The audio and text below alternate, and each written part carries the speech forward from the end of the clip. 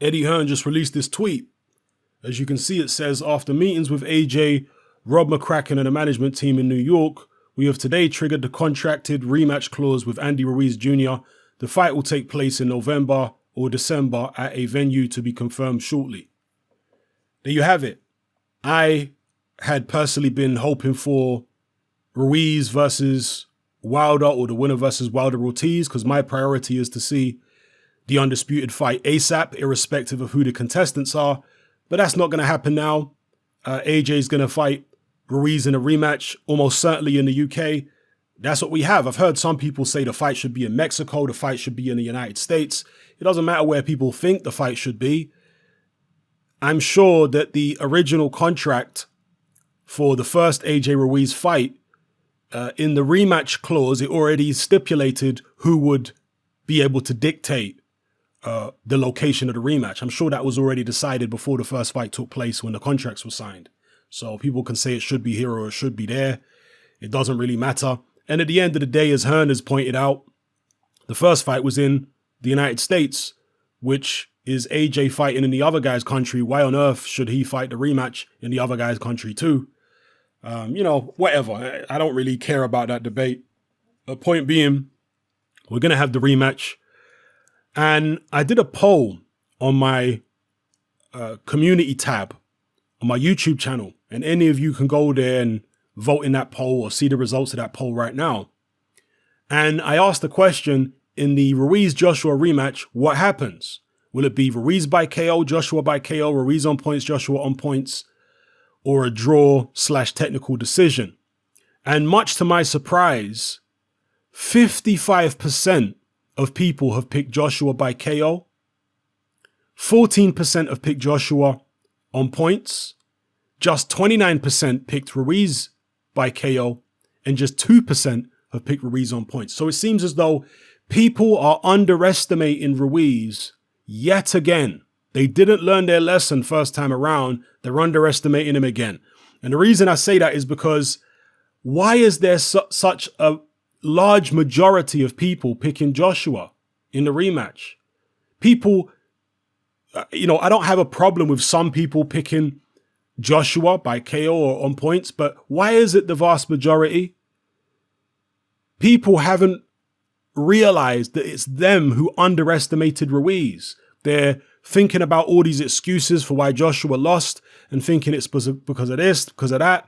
But the one thing they're not contemplating is the possibility that Ruiz is actually a lot better than they realize he is. Yeah? I did tell people before the fight that Ruiz was a very good fighter and that it wouldn't shock me if AJ lost. Even when Jarrell Miller was scheduled to fight AJ, I made a video in January saying it wouldn't shock me at all if AJ got beat by Miller. I think AJ is going to have an extremely tough night. And it wouldn't shock me in the slightest if Jarrell Miller was able to pull off the upset. It wouldn't shock me at all. I actually think that Ruiz can be dangerous in this fight. I think that in the early going, AJ is going to have to be very careful because Ruiz is sharp. In fact, Ruiz is sharp throughout a fight when he preserves his energy like he did against Parker. So you have to be very careful in exchanges. AJ should be looking to keep the fight long range, avoid exchanges, and when they get up close, tuck up very tight or tie him up. Andy Ruiz has got extremely fast hands. In fact, he's got faster hands than AJ. Facts. His feet are not particularly fast, but his footwork is decent enough that he's able to slip shots and get off counters. I know people look at Andy Ruiz's body shape and think, this guy can't fight. But people within the boxing industry, we know that Andy Ruiz can fight. The guy can actually fight. I've seen odds that online that AJ is something like a 20-1 on favorite, which to me is surprising that he's such a massive favorite. I guess that's the casual money going in on AJ, right? That's the casuals. It might even be worth putting some money on Ruiz. Do I expect him to win? No. But would I be shocked if he did? No. He's a good fighter. Fast hands, and he has certain technical abilities which have the potential to give AJ plenty of trouble. I'd be tempted to take long odds on Andy Ruiz, truth be told, because the guy's not a mug. Yeah, in fact, if Andy Ruiz could get most of that body fat off of him and get down to maybe like 225, he might actually be a beast. I'm serious. Because Ruiz could actually fight. But for some reason, people have this idea in their head that because AJ's ripped and he's this Adonis type figure, that he can never lose to a podgy guy like a Jarrell Miller or an Andy Ruiz, as long as he's on his game. Well, boxing is deeper than that, people. It's about technique. It's about punch resistance. It's about brains. You know, that there are many, many physical attributes that you have to take into account in boxing, far beyond aesthetics, far beyond overt athleticism. So yeah, it appears like people are not heeding the warning that me and other people gave them before the fight. And you know what I've been saying for years on this channel is that the top three, AJ, Wilder, and Fury, they will not retire undefeated, and one of them, probably more like two of them, will suffer a major upset against an opponent who you would have never imagined would be able to beat them. I've been saying this for well over a year now, but people were dismissing it. As far as the rematch, AJ versus Ruiz, again, people 55% picking Joshua by KO. If Joshua wins the rematch, yeah, and hey, Joshua might win it, Ruiz might win it. But if Joshua wins it, I'll actually be surprised if he knocks Ruiz out. Unless it's some matchroom type stoppage where it's very dubious and Ruiz could easily go on. I don't see AJ going in there and knocking Ruiz out in a rematch. I don't see it. You see, you should have noticed from that AJ Ruiz fight, if you hadn't watched Ruiz before, you should have noticed from that fight that Ruiz is very good at punching with you. And he's very good at counter punching on the front foot. AJ put himself in trouble whenever he started exchanging and putting combinations together. That's when he got himself in trouble. Yeah, obviously he dropped Ruiz with a combination, but continuing to go back into the pocket with this guy is very, very dangerous because he's better in the pocket. Now we know he's better in the pocket than AJ is. Very dangerous. So in a rematch, if AJ ends up winning, I think he's going to win in safety first fashion. I think it will be a points decision similar to how he won against Joseph Parker. That's if he wins. I'm not saying he's going to win. Don't you dare misconstrue what I'm saying or try and misinterpret you or misquote me down the line. Yeah? In this particular video, all I'm saying is if AJ wins, if we get that outcome of the Ruiz rematch, I reckon it's going to be AJ winning in a safety first fashion on points. And he might even have some scares along the way. But I don't see him just going in there and wiping Ruiz out. If he does, hey, I could be wrong, but if he does, I'll be mightily impressed if he just goes in there and blasts this guy out of there. But I don't see it because of the technical abilities that Ruiz has. Very, very good at counter-punching on the front foot. Very sharp. So not to be underestimated at all, but by the looks of this poll that I've done on my channel, that's exactly what people are doing, underestimating the guy.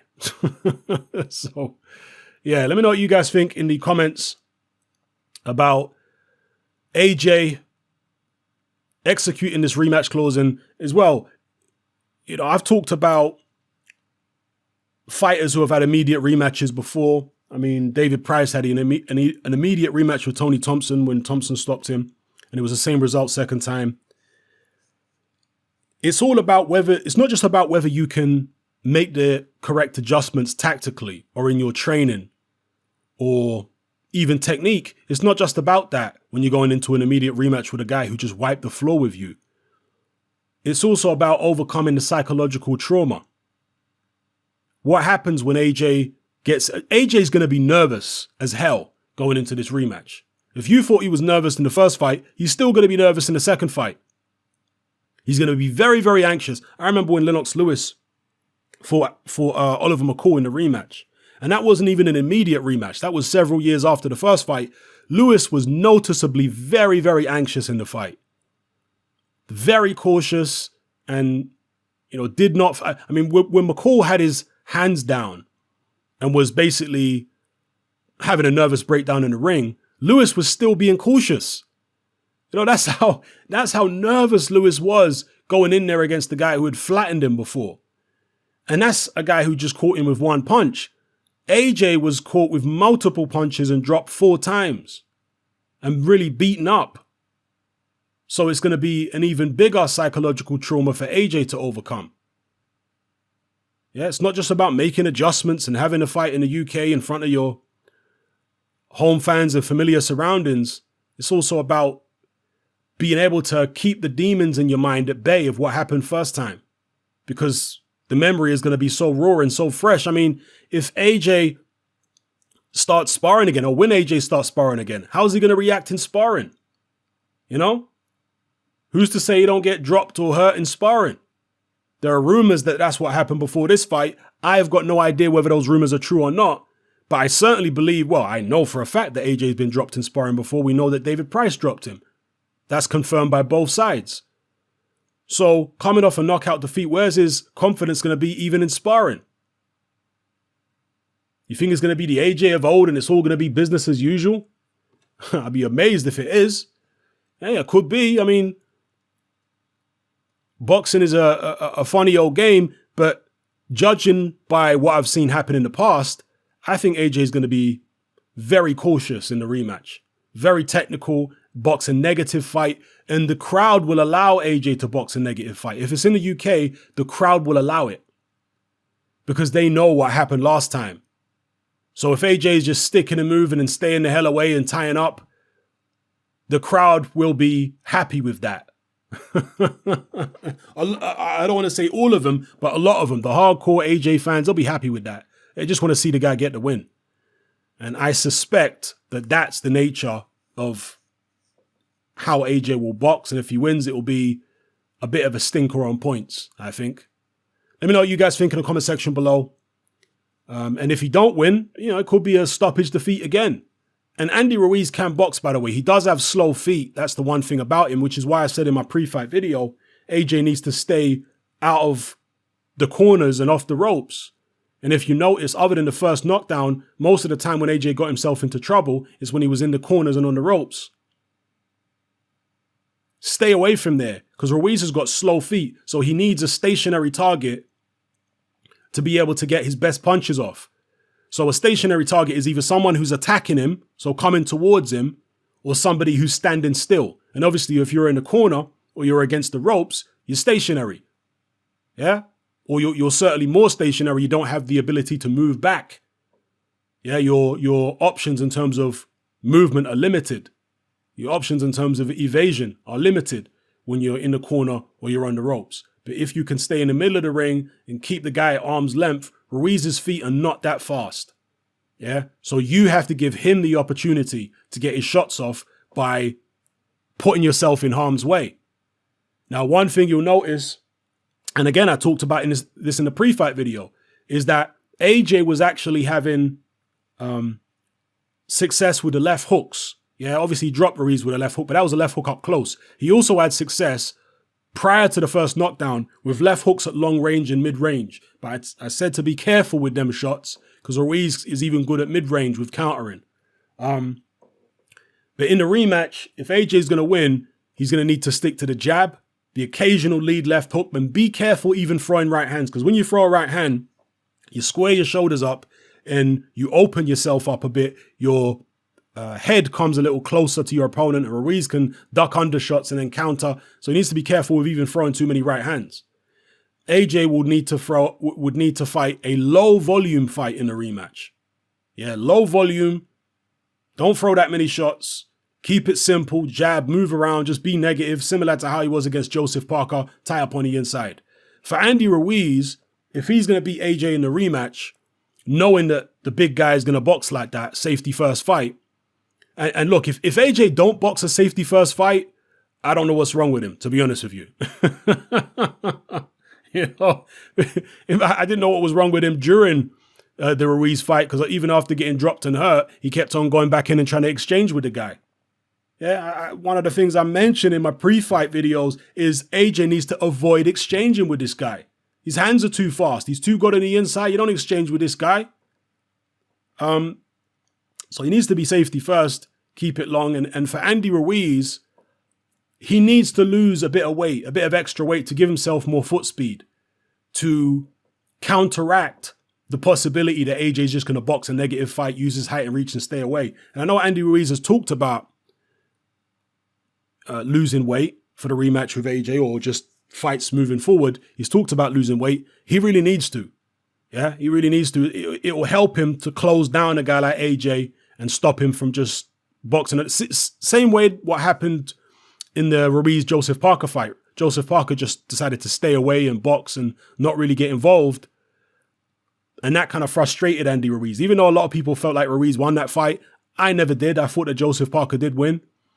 And Joseph Parker boxed the perfect tactics against him. Stay the hell away. Don't exchange with him. Keep it long and use a lot of movement because Ruiz's feet are not fast. So, yeah, Ruiz needs to lose a bit more weight, 10, 20 pounds, and keep them feet faster so he can close fighters down and he doesn't have to just rely on them attacking before he can counter. You know, he'll be able to lead off a lot more if he's lighter on his feet because he'll be able to get his feet quicker to his opponent before they can get away, you know, or his feet to the opponent more quickly before they can get away. So, yeah, anyway, let me know what you think in the comment section below about this particular piece of news. AJ straight away going for the rematch. Is he going to be mentally ready? There's definitely more time between now and November, December, from what I remember anyway, than there was between David Price Thompson 1 and Price Thompson 2. And you could reel off a whole heap of other immediate rematches and you'll find that there was, you know, more amount of time elapsed between the two fights. I can't remember how long there was between Lewis Ratman 1 and Lewis Ratman 2, because that was also an immediate rematch. I can't remember how many months between the two fights there was. But by that time, Lewis was a much mentally stronger fighter going into the immediate Ruiz rematch than it was for Lennox Lewis going into the Ratman rematch. Because this is not just the guy who caught you with one lucky shot. And that's not to say Ratman's shot against Lewis was lucky, but, you know, some people try and describe it that way. That's not what happened to AJ. It weren't no one shot out the blue. This was like a hell of a lot of shots and a sustained beating. You know what I mean? So how do you guys think he's going to get over it? Let me know what you think in the comments. It's that man, I'm out.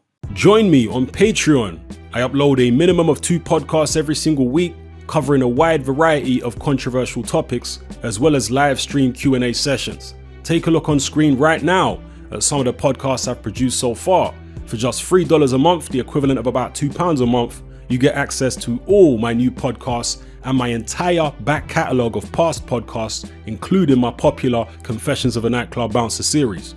You can listen on your computer or on your smartphone or tablet by downloading the Patreon app from the Google Play Store or the App Store for free. The Patreon app also allows you to download each podcast in MP3. For less than the price of a cup of coffee, you get access to dozens of hours of exclusive content. It's easy to sign up, there's no contract, and you can cancel at any time. So come and join our community of free and critical thinkers by signing up with me here on Patreon today.